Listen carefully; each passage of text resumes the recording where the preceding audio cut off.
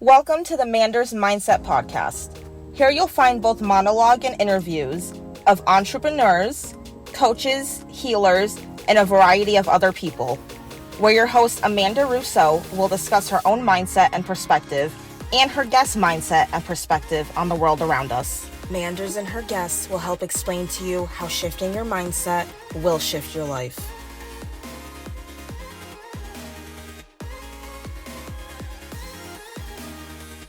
Welcome to Manders Mindset, where we explore the power of shifting your mindset to shift your life. I'm your host, Amanda Russo, and I am here today with Kristen Anderson, and she is the co-founder of Iteration, the first intimates brand co-created with over 1,200 women.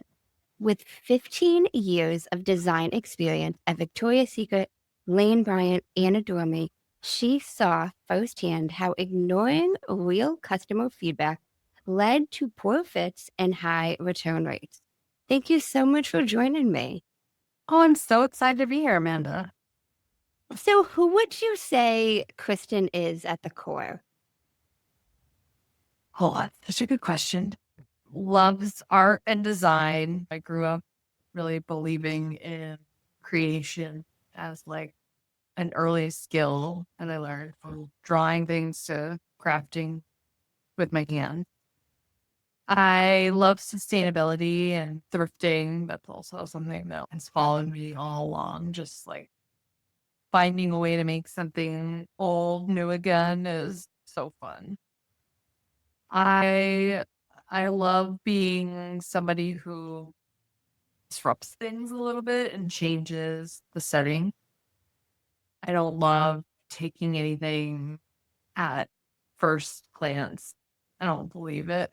I have to fight it a little bit. Rules were made to be broken. Truly. A little bit. But with tact and doing it right. I love being who I am every day as much as I can. I really struggle with, I feel like back in the day, the phrase I would have used would be faking the punk.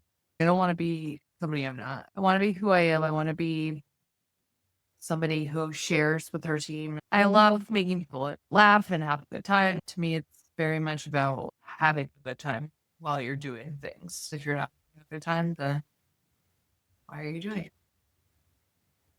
If you're not having a good time, why are you doing it? I like that mindset.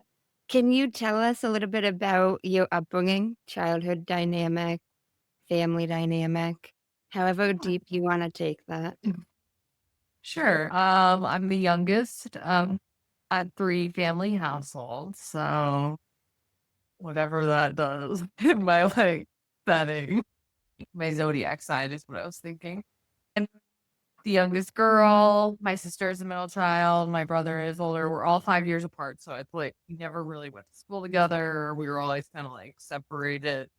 I was very much like my own individual, always just like little day-to-day things, not as much like my school because I was so separated from them. But my parents divorced when I was probably 6, so I got 2 birthday parties, and I really enjoyed that at one point.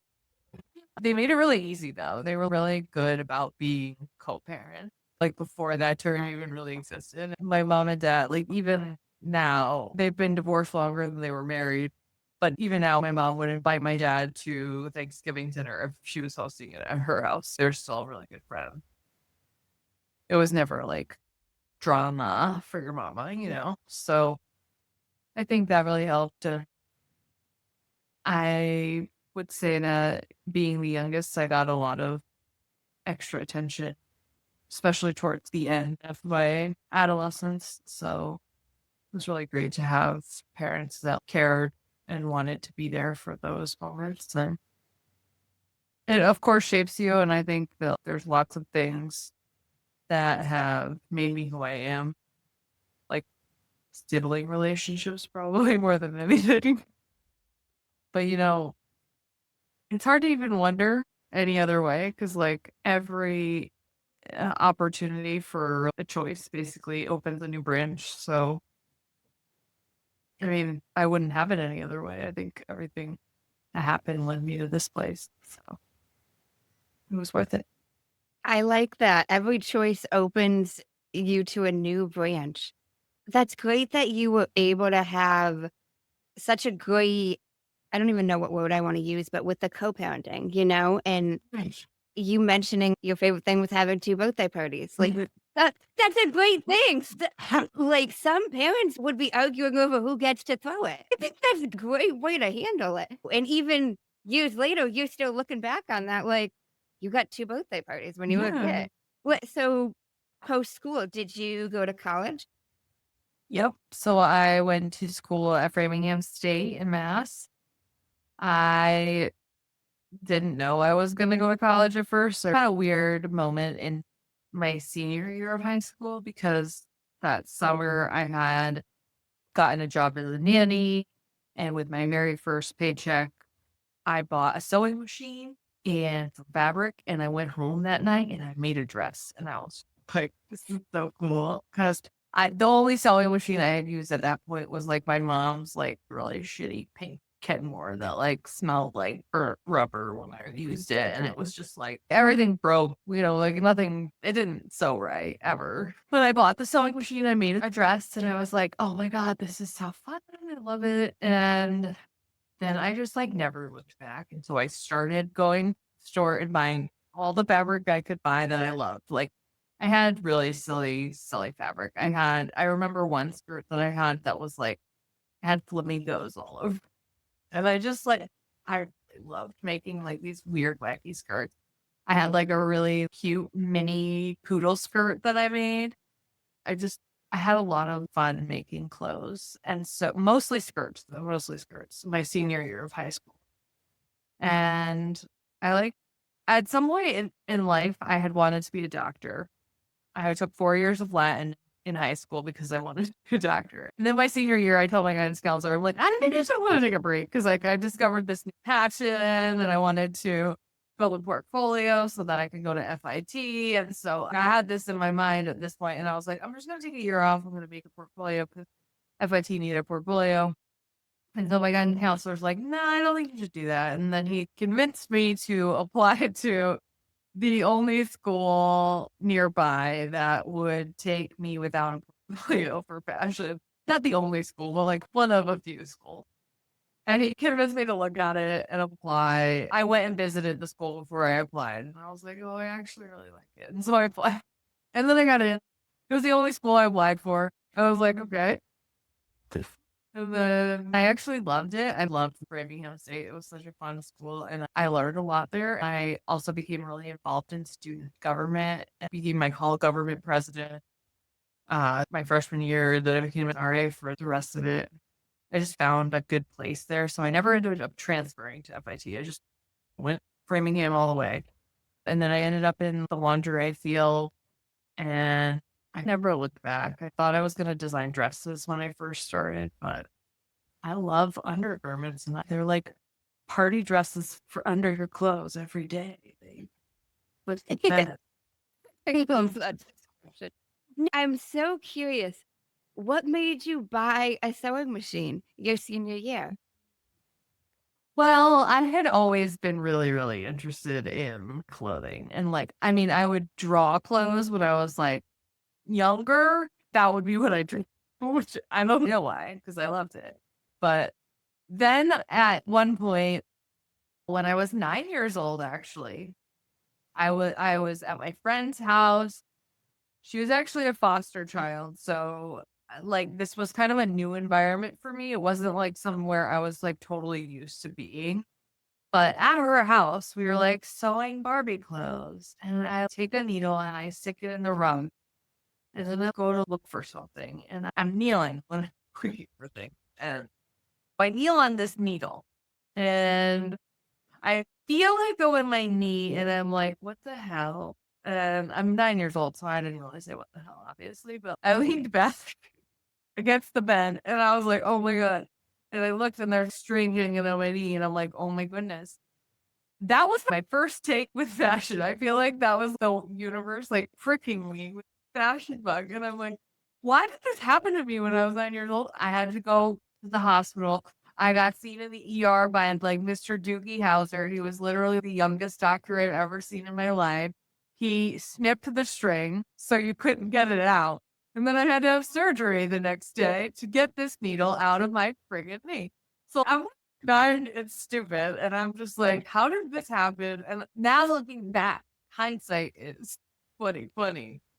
And, now I get it because that was the universe trying to tell me to go here, I think, maybe, or maybe not. Maybe it was the opposite. Maybe it was like, you should be a doctor, be like Doogie Howser, who you should outdo him. I don't know. I messed up something.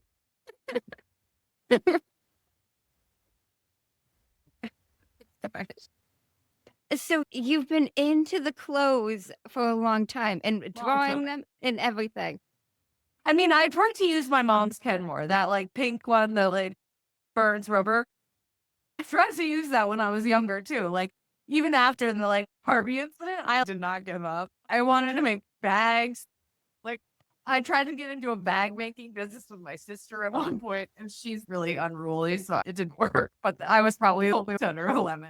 I could not be managed, and now I learned I can't be managed because I own my own business and I can't be managed.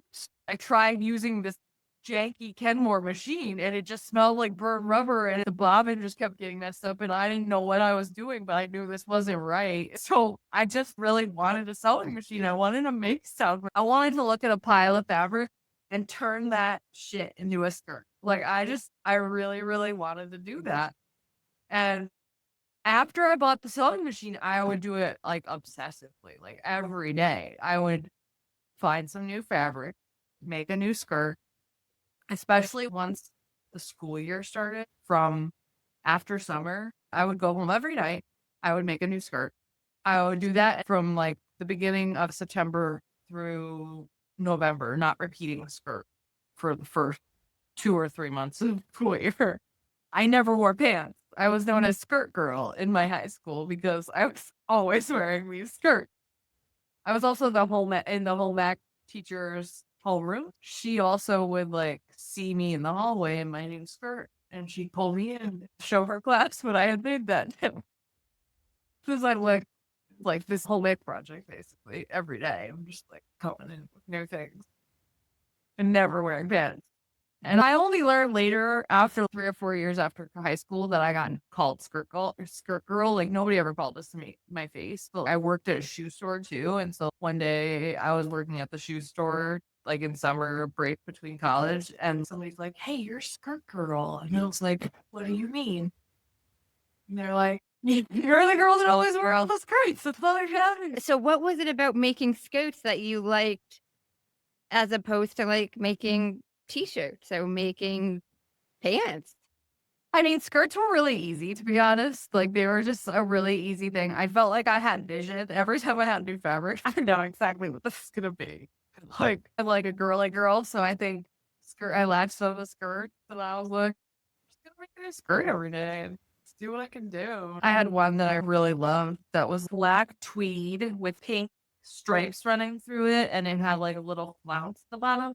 And then it had a little sheer, like, Georgette ruffle flounce behind that, and then a little bow around the edge at the like where the seam met, and it was so cute. It was like something Elle Woods would have wore back in the Legally Blonde days, and I loved it so much. It was so cute. Oh my gosh. So then you go to college to Framingham, and you said you loved it. Oh, I loved it. I mean, it was so cool. The campus was very like quintessential, like New England college, just very picturesque, small. Like everybody felt like kind of friendly. In your major, people like there wasn't that many people that were there, so like you just got to know people really well, and it was nice. And I really loved being an RA. I really fell into college in a way that like I hadn't in high school. Like I didn't relate to high school the way I related to college. I just really loved it. I thought at some point I would have moved to another school, trying to go to FIT, but I just really loved it and felt like my education was really good too. So I didn't feel like I needed to go there, Did you start sewing other things besides skirts when you were in college? Most definitely. But I did make a lot of things out of weird stuff too. I did a whole semester where I made clothes out of like non-clothing materials. So I made like a garbage bag dress that had like a newspaper underbust and like foil piping, and it closed with a little lock and like chain and padlock. I did like a raffle ticket bustier and had like a foil skirt, with also raffle more around it. Also foil piping. It was kind of a collection, so it sort of like had cohesive element. But yeah, I mean, that was really fun. And I just loved creating things however I could. So whether it was normal materials or something out there, I loved it. Now, post-college, what did life look like for you when you left Framingham? Yeah, no, it's weird. It was a really hard time of life. I graduated in 2009 and the economy sucked. I had a job at Old Navy and I was doing visual merchandising. I would get there at 3 a.m. I mean, I was a fashion designer and this was merchandising, so I'm trying to do it. And it was just really, really hard. And then I only lasted a very small period of that job. And then I went and started working at a consignment store. I worked my way up really quickly there and became the assistant manager and then the store manager. It was really fast, but that was really fun. I really loved working consignment. And then, after that, I had a friend after about a year out of school who had gotten a job at a lingerie company in the North Shore of Boston. And they were looking for another person. And so she got me in for an interview. It was like amazing because, I had the interview and I was basically offered the job like on the spot. I didn't really want to take it, to be honest, because it was like, what's your very good salary? I was making better money at the consignment store, and I called my mom. And you know who moms are? And she's, you have to take it. And I'm like, but it's like less money than I'd be making at the consignment store. It's your dream, and this is how you get in. It's just like a foot in the door, and like, mom. And then I basically took it because she's like, she helped me go to college. I'm like, okay, I'm going. I'll take it. So I left, and that was in the North Shore of Boston. I had to move into this like crazy house for a very temporary period.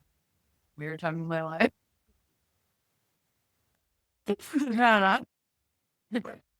And now you took the job, but so was the only reason you didn't want the job because of the salary? Was it like something you were interested in? I mean, I was definitely interested in the role. Once I heard the salary, I was very deflated by it. I'll be honest, I've written about it on my blog. It was only $23,000 a year. And this wasn't like 1985. It was 2009 or 2010. So it was not a great paying job. And it would also require me to move away from my home. I had no idea. I was barely making ends meet living with my mom, making like $10,000 or $15,000 more than that. And now I gotta take this job and make less money and figure out a way to make an apartment work too. It just felt scary. That was really the main thing. There was obviously a very big part of me that really wanted it because it was everything I worked for and it was very interesting. And just the idea of getting off the job on the spot, basically, like that was like, wow, like, oh my God, like it feels like, you did a good job and you got there and then like, but there was no negotiating, right? Like I tried, I was like, is there any opportunity? If there was nothing. So just knowing that as I got in my car, after having also worked for like half a day too, because that was part of the interview. So I came in for the interview, I did the interview, and worked as this girl's like assistant for a day and like, or half a day, like sketching and showing my work. And that's why I got offered the job on the spot. But, just the idea of it was kind of deflating because I'm like, I don't know how to make that work, right? But I knew I kind of had to do it if I wanted to get into the industry. So I knew my mom was right because they are always right.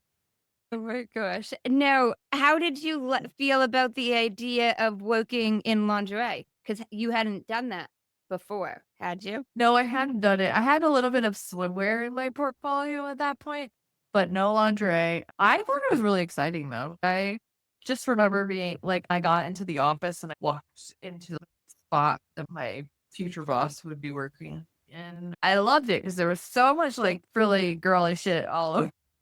It was a hot mess too. It was like everything, everywhere, all of the time, all of the place, like everywhere. But it was fun and it was like colorful and pretty, lacy and whatnot. I immediately felt like, oh, this is my place. Like I knew within 6 months of being there that this was something that I really enjoyed and I understood how it translated into something that was similar to what I had really wanted all along. Because I really, really like what got me inspired originally was I loved Betsy Johnson and I loved like, these party dress girly flair that she had. And so that's what I tried to channel in my own skirts when I was making skirts.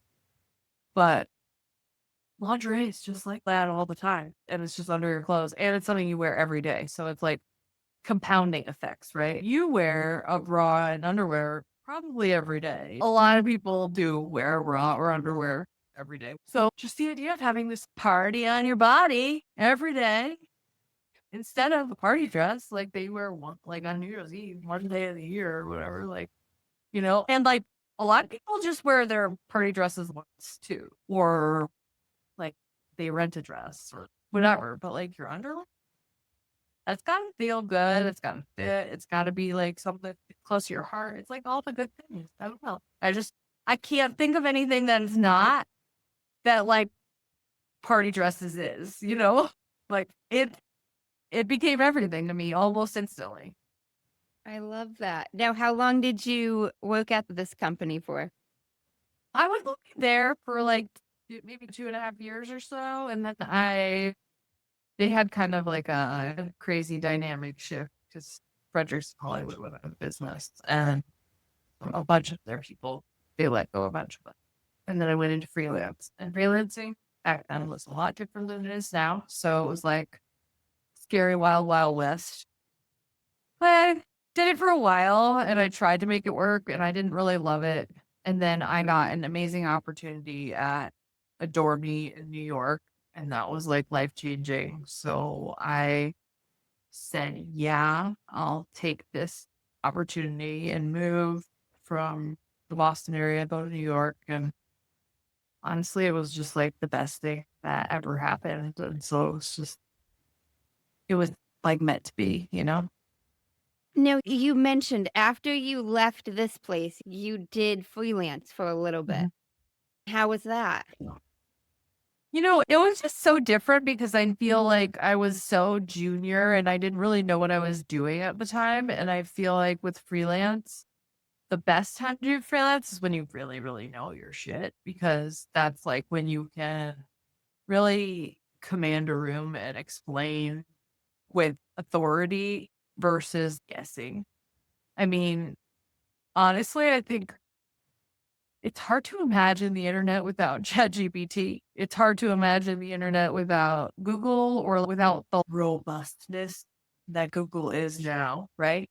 And so, like, back then, it kind of sucks. Like, I made all of my invoices on Excel. I really didn't know what I was doing, and I really didn't know how to position myself in a way that was like meaningful and well executed at the time. And so like looking back, I feel like, oh, it was like daunting. I mean, I still got business and I made it work and it wasn't the worst thing.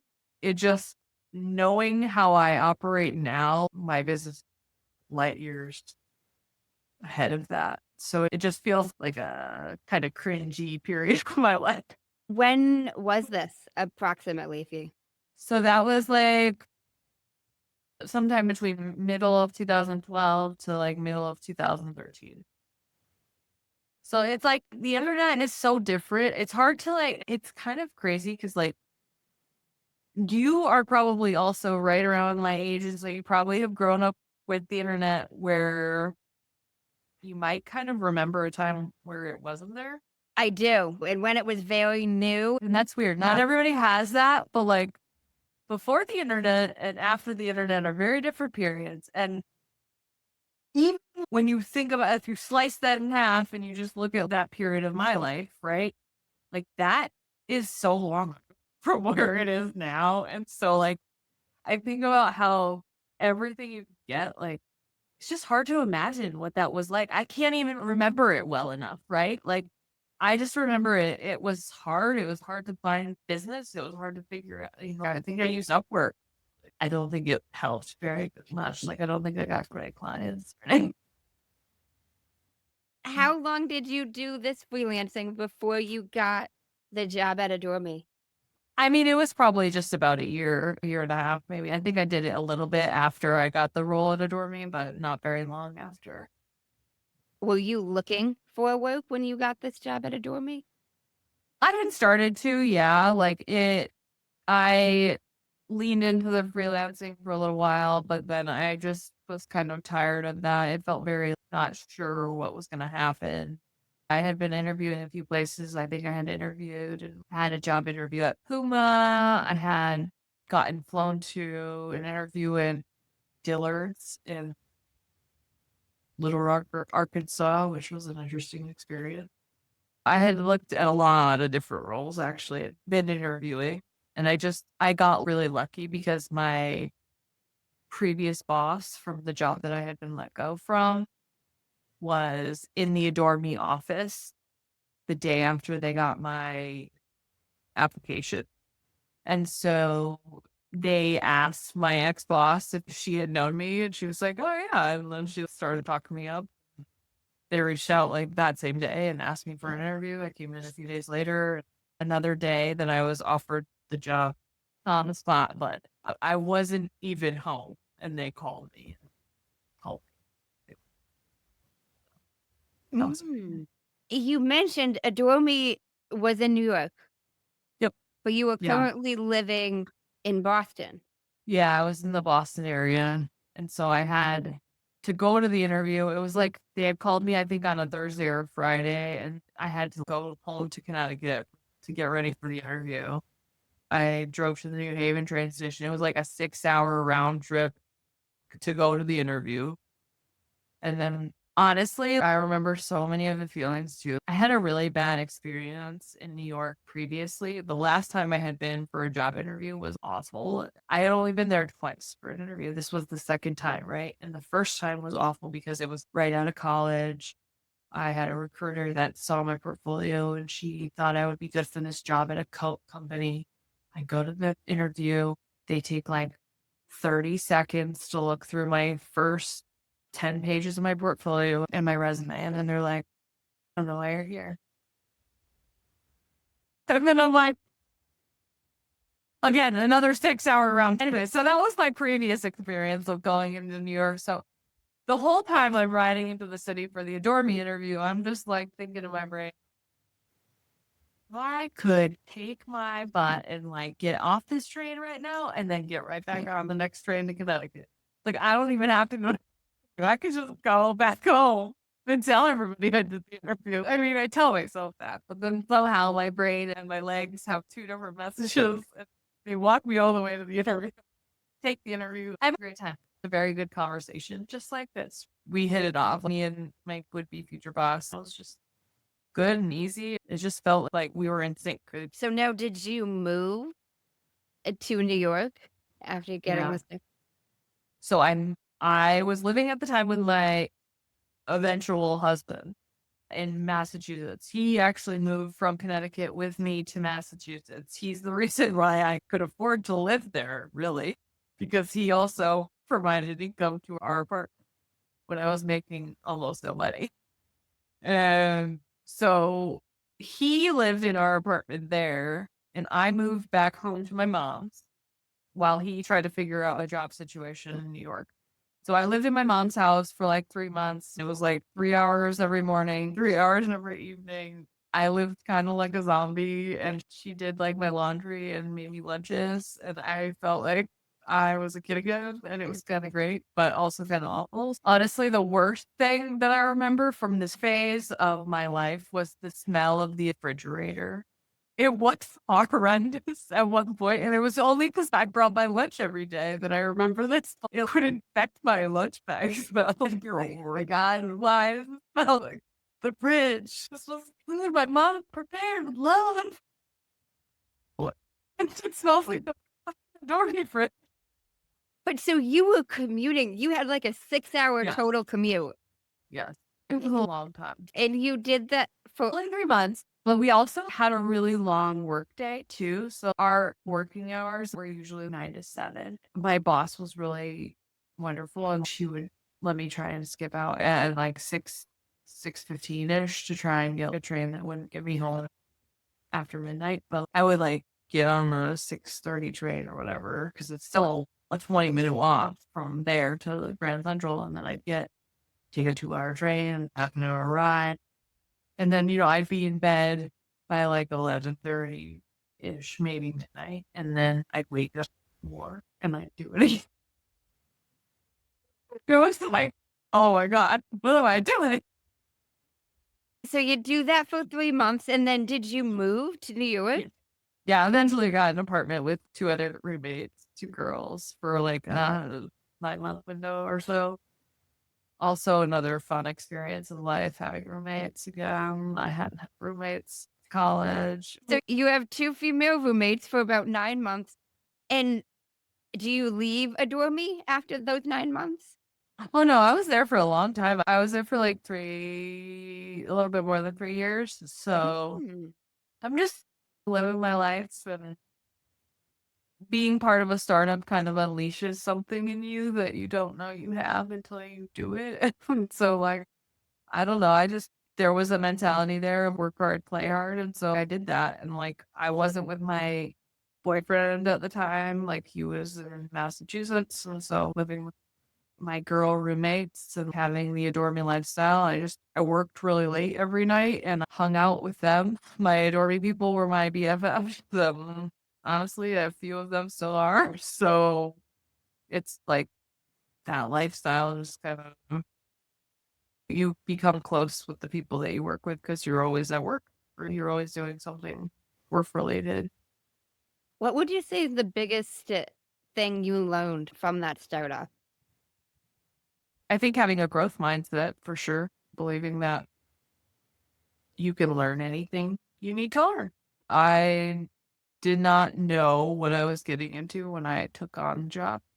Had no clue exactly. I knew I was working as an associate designer and I knew what the job role consisted of, but I didn't know really what I was getting into. And so like just being open to new experiences, being able to accept what was in front of me and say, this is a challenge, but I'm going to be able to do it. I'll figure it out. That takes you so far in everything you will ever do in life. And so if you just embrace the idea that everything is figure outable, that's actually a wall, right? Turn on my window. But everything's figure outable. Everything is something you can learn if you are willing to take the steps to do it. And especially now, I mean, there is like literally nothing you can't teach yourself with what the internet is nowadays. I agree with that. I love that. I love that perspective. So you worked at Adore Me for a little over 3 years, and then post that. Well, I loved working there. I really wanted to work my own thing. So I took a role that I thought would be more work-life balance. So had a job at Swim USA, which I was the lead designer for a Target brand. At the time, it was called Verona, but then it became Kona Soul, which is kind of now, I think, Shade and Shore, but it's been a little bit of an evolution. So I took on that role. I also was working on my own startup at the time, and I took it a little like where I thought I could take it. And at some point, I just realized it was called Fearless. But at some point, I just realized like I didn't feel like I could do it by myself. I felt like I didn't really love the idea anymore. And I felt like I was putting too much pressure on myself to understand and learn how to do every part of the business myself because I didn't have a partner. So at a point about, I would say 2 years into working on that, I said, I need to put this away for a while. I need to take a break. So I just stopped working on that and I kind of rolled that into one of my businesses that I currently still have, which is my design agency. I think I started that probably in early 2016, and then I had shifted it to the design agency by the end of 2018. that was kind of what I realized with building my own business. The first time, the Fearless business, I tried to do everything, and pivoting, I said to myself, like, why don't I just really focus on what I'm really good at, which is the product and making product from beginning to end, the whole process. I'm really good at that whole thing because of my time at Swim USA, because I've seen the whole process from beginning to end, all the way through from all sides. So I took what I knew and I built that into a consulting design agency that, I help other brands develop and create their own products, especially focused on the lingerie and swimwear categories. That was kind of another interesting area because it made me realize that I was actually really good at doing that part of things, and doing it for so many other people. It gives you confidence in a way that you just don't get from doing it on your own, because you don't have any feedback when you do it on your own until you get to the point where you're selling your product. You don't really have a feedback. So doing it for other people and seeing them and trying to take what they did well, trying to take what they didn't do well and iterate on it, all of those things led me to my next venture, which was Iteration, which is kind of where I currently am. We make really soft, comfortable intimates made out of tencel modal that are co-created by a community of 1,200 women. I'm saying that all weird. But yeah, so all of the different variations of what I've done have taken me through many different journeys, and that led to Iteration, which is really exciting because it launched last year. We're just about to celebrate our 1 year birthday. And, I was actually talking to my therapist recently, and we were talking about how there were so many things that I had wanted to do that I've now done with this business because, you know, I launched a product, it came to life, I made sales, I made wholesale orders. There's so many hurdles and milestones that I've actually accomplished. You often don't even think about them when you're a really hyper-focused person. You're just moving on to the next thing, right? How often do you pause and say, wow, I did the thing I set out to do? That's amazing. Congratulations. That's so true, though, that so many of us don't stop to recognize when we've achieved something. Totally. It's such a bad habit of play. Oh my gosh. And now I'm so curious. Ha- did you always have the intention of creating your own brand like this? I don't know that I've always had the intention. I think I just really like creating. And I think when an idea strikes, if it lingers long enough, you ought to listen to it. And honestly, that's kind of where it first came from. It was actually early COVID, and I was starting to write a book. I still haven't finished the book. But I was starting to write a book about like creating product for me. And it was kind of in that I had this moment where I was thinking about what I wanted to create. And I realized I had this really interesting idea for a business where people contributed actively in the process. And so I just abandoned the book and went in a new direction. It's just a really interesting way to approach things when you listen to what your insides tell you. Sometimes you have an idea for something and it comes and goes, right? And those are the ideas you want to grab, right? But when you have an idea that lingers and it sits in your gut and you're just thinking about it and you can't stop thinking about it, and all you want to do is try to figure out some way to make it happen, like that's an idea you should listen to. It's something that deserves a little bit more pause, at least. And so, like, I try to be more respectful to those ideas now because some things just come and go and they're like facts. Like I said, they're just in and out. I don't give a shit about those. But, like, the ones that sit and they, like, stay in your belly and you're like, oh, I don't know. What am I thinking about that still? You know? That's what you listen to. How you know? I like that reference when it sits in you and you keep thinking about it. Those are the ideas to follow through with. Now, can you explain a little bit about this community co-creation and how it works? Yeah, for sure. So we started an online community before we had ever launched any product. We knew that we wanted to create with intention.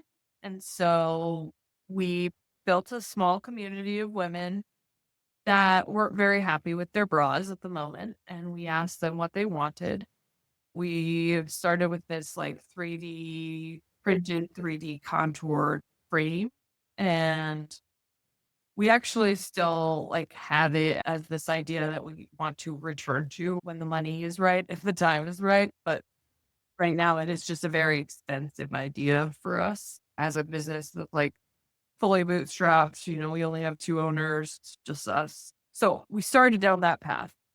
And during that, we also realized that even though we really want to revolutionize the bra, we can start somewhere else because not everything has to start in one giant movement. Sometimes you start small and incremental, and that's the idea of iteration as it is anyways. So we decided we're going to launch with the lightest support level that we can offer right now, and then we'll build into our fully expanded product line as time goes on. And so with that, we engaged this community and asked them to give us feedback on the entire process. And we told them like, what styles do you want? What kind of features do you want in your bras? What are nice to haves? What are the deal breakers?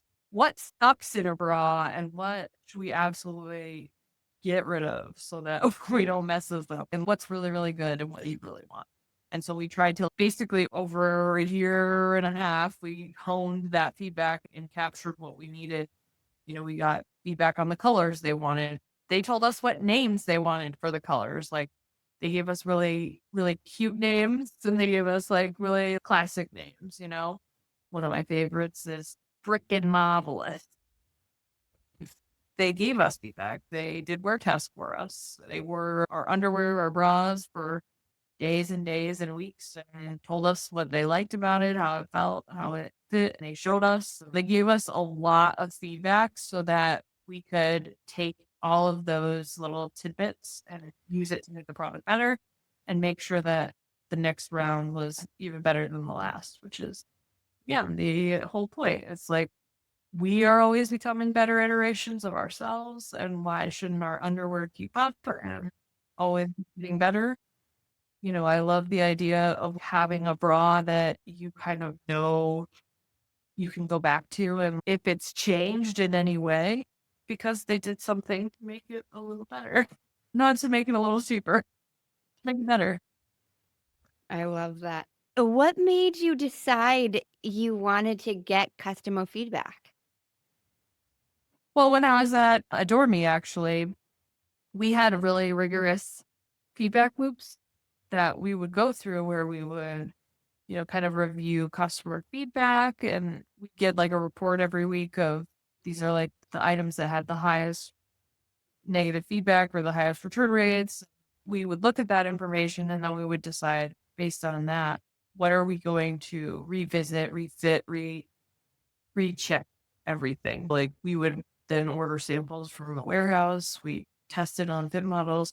We'd refit that. We'd go through months of refitting. We would update the product and then nothing happened. And that was like the first part of it where I saw all of this work that we put into making product better, but never informing the audience about it. It just felt like we were missing the mark because sometimes we were actually listening to people and then doing something, but then just totally not letting them know, which is like, hey, you returned this bra because you didn't like the quality of the strap, but we fixed that. So maybe you should try it again. If that's the reason you returned it, why not let people know? Just being cognizant of all of these new iterations going on in our product line and the total anti customer understanding of it. There's just two totally separate worlds. And honestly, I feel like all lingerie is so much like that. Like there's two totally different worlds.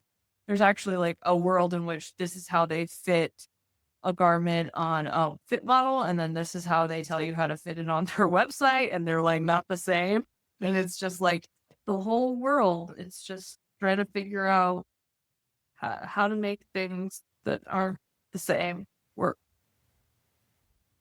I'm curious, were you surprised at anything when you started asking the customers about their feedback? I mean, I think I was most surprised by how interested they were in giving their feedback and how much they wanted to chime in.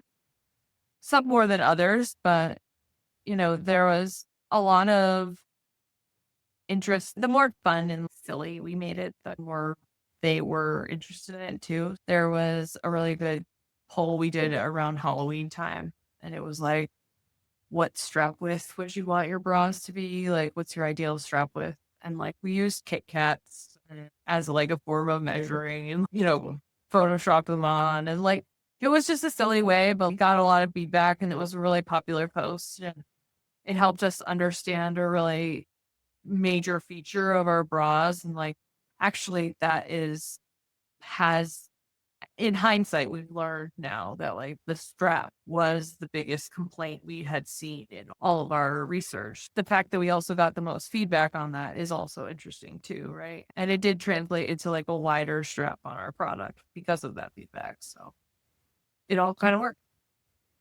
I'm curious, did you change anything based on ever getting customer feedback? Oh, for sure. For sure. There was a period in time where we had like a little mesh layer at the neckline. It was something that I had created before another bra came out, but then a bra came out of a competitor and they have this like same thing. Some people just didn't really like it. Like for various reasons, we ended up taking it off. It was like an extra component. There was a lot of reasons that it made sense to just remove it. But I think it was a good call at the end of the day. If enough people are hesitant about one feature of something to call it out to us. We also are a smaller bootstrapping company, so it's not like we can have 10 iterations of things. In an ideal world, like I could see that there's probably a place where we could have the version of it where it had the mesh, but we had to start somewhere, and starting at that place didn't feel right when so many people had chimed in and kind of said like, this wouldn't make it a basic bra for me. This would make it harder for me to put in my wardrobe or whatever they said, I want to transition a tad, but I'm curious, if did you always have the idea of naming this iteration? It was a very, very early name for sure. I can't remember any other name to be honest. So yeah, I think it was the only name, basically. It's one of my favorite ideas slash word concepts. When I was writing that book, I talked a lot about iterating and the idea of iteration and just doing things with subtle improvements to make them better. So I think there was never any other names. I gotcha. I was just curious because even when you were talking earlier and you mentioned iterating ourselves, it's a part of every aspect. If you have this personal development mindset, always iterating something. Yeah, for sure. I think it's one of the things that made me feel really good about getting older, actually. I used to get really sad about my birthdays, I mean, whatever. And now I'm like, you know, that just means that I'm like better. I'm more seasoned. I have more experience. I probably make more money. I have more history with people that I love. I'm just better in the next iteration. Pretty much, unless you don't figure out a way to take good and get rid of the bad and use it to make yourself a little bit better, you will always just naturally kind of go towards becoming better. You've come so far with all of this creating. Now, anybody listening to us, if they're interested in starting something, whether it's a business, their own brand, what's one thing that you wish someone had told you before you began so much of this creating? Well, I have a really well documented blog posts that I put out. And I think that one thing that all entrepreneurs, anybody who wants to accomplish something, really anything you want to accomplish, you should write a letter to yourself and you should tell yourself why you're doing it and the reasons you're getting into this, whatever the XYZ of it is. You want to tell yourself, and you want to be able to pull this letter out on the hard days and look at what's happening when things are really bad. You want something that will lift you up and remind you to keep going, because it will get bad and it will get really hard. And it might even get worse than that. But you can come back to this letter. And one thing I always tell myself, and best piece of advice I think almost anybody can have, is just never quit on a bad day.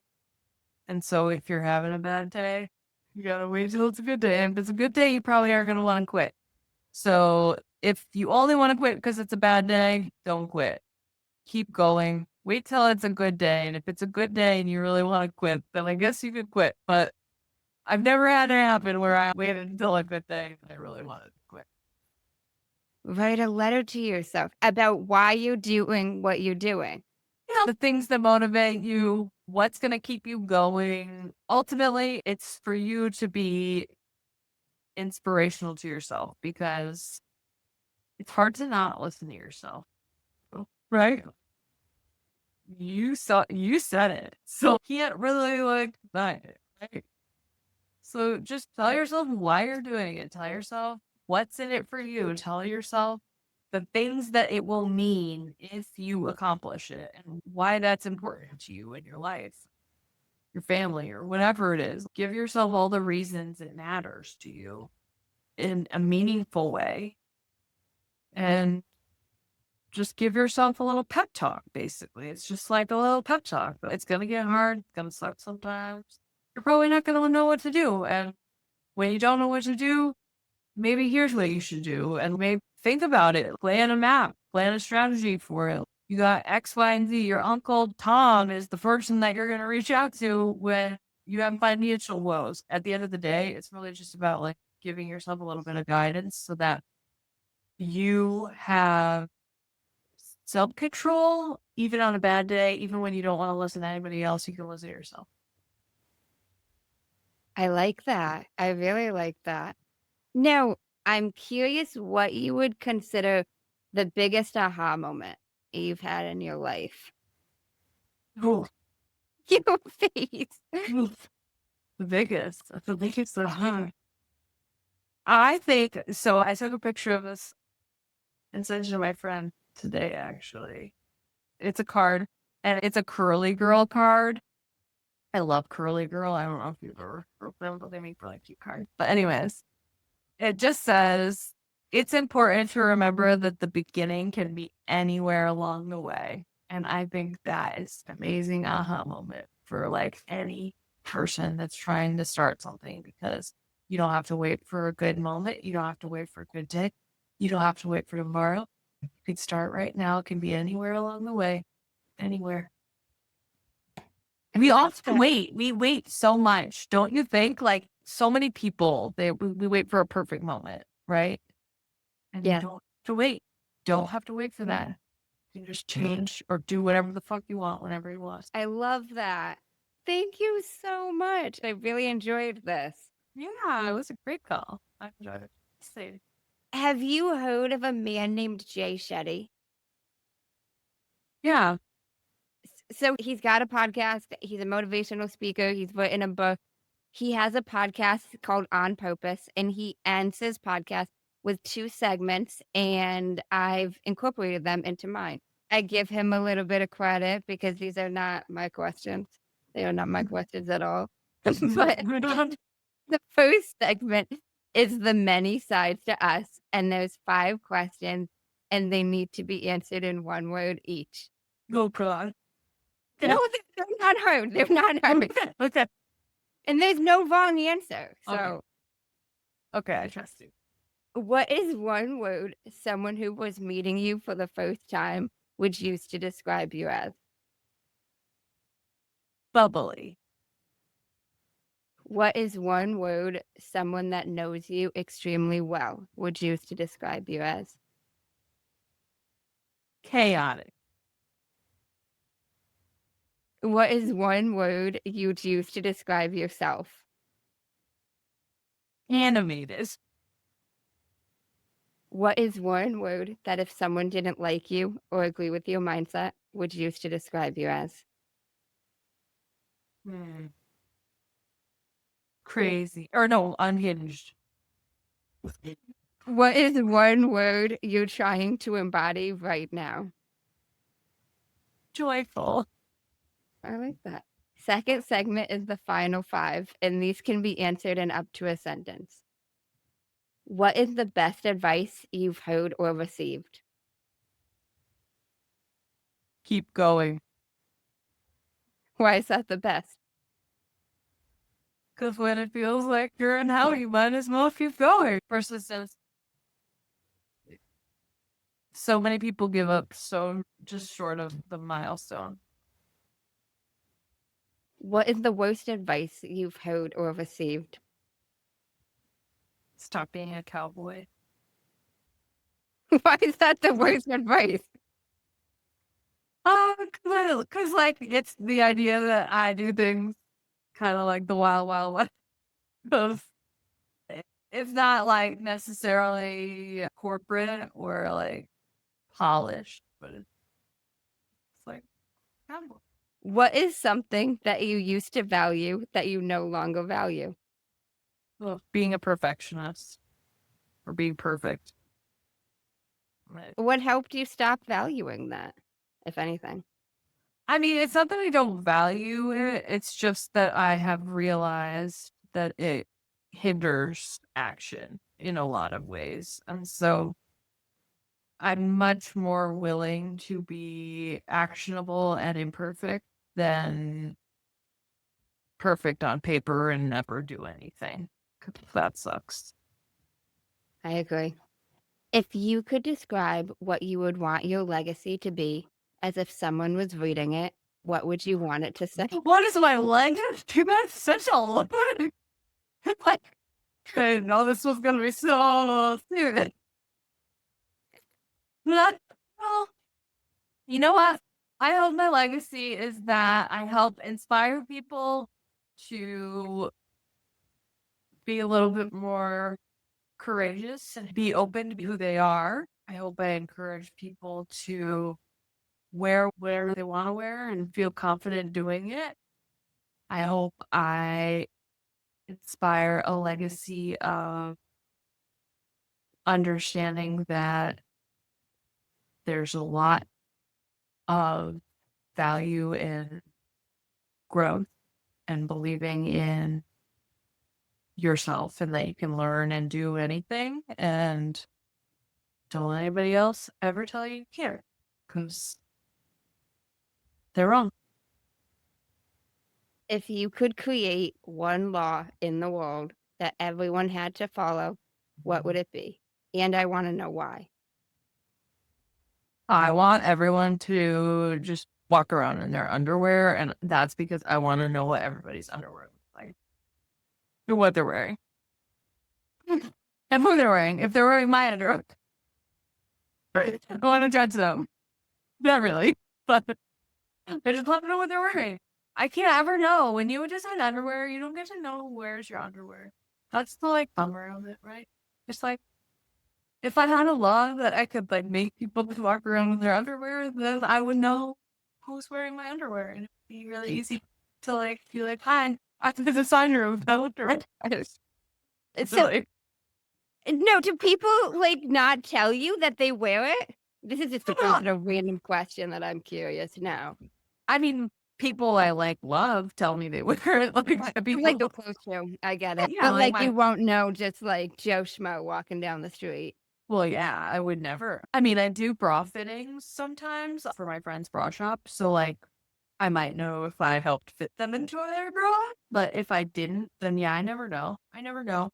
As a swimwear or activewear designer, though, sometimes you get to see people on the beach wearing your stuff, and that is really like therapeutic to the soul to like witness, like just happenstance witness someone wearing your bathing suit and you're just like, that's, like it's kind of earth shattering in some sense. But also, like, I mean, I sold lots of swimsuits with Target, so lots of women have my bathing suits. I don't know why there was like, but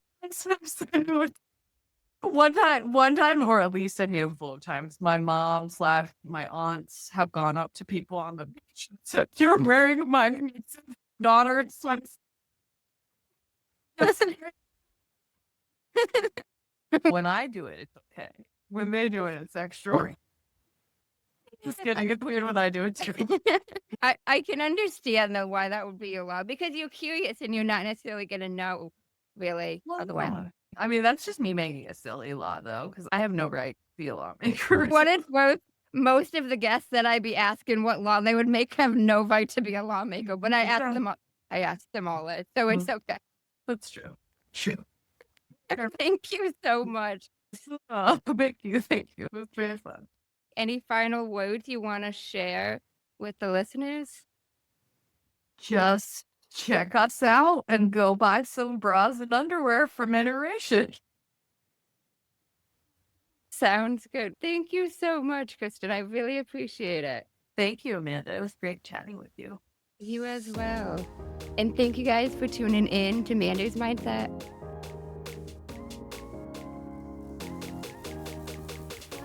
In case no one told you today, I'm proud of you. I'm rooting for you. And you got this.